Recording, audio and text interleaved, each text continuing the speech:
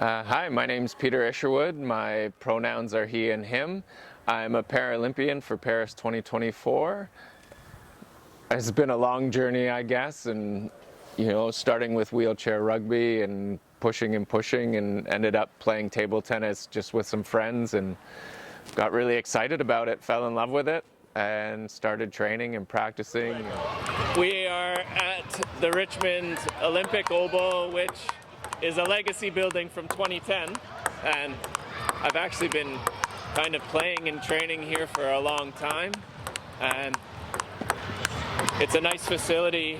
The people here are great. I've had people come out of the woodwork to help me out since they found out I was going to the Paralympics. It's going to be tough.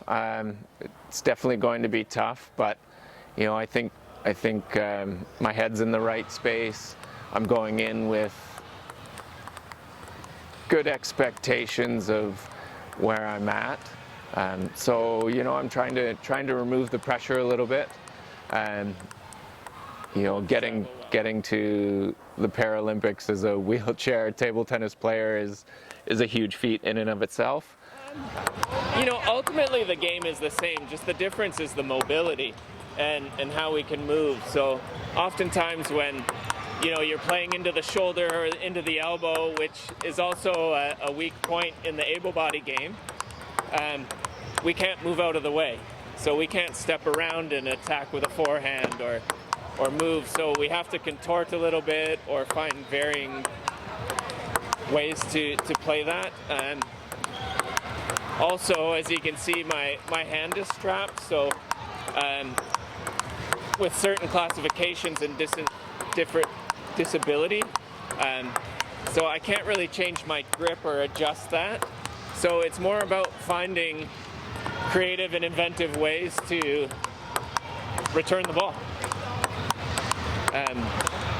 The para game at certain classifications becomes much more about placement, positioning. It's not always about power, and we play really close to the table just by nature of what happens. So it's a great way to help slow the game down, control spin. If you, I think this is anecdotal, but I think there's a higher percentage of people that play pips in the para world versus the able-bodied world. And a lot of that, I think, has to do with just being able to change pace and tempo a little bit easier, give a little bit more control.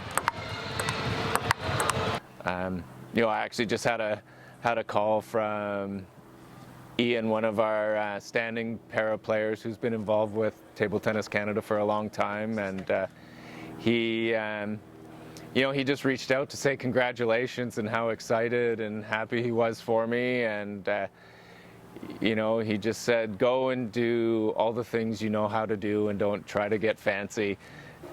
It was a pretty amazing call. I wasn't really expecting it. I was starting to think about my 3-year plan leading into Pan Am Games to try to prepare to make California. But I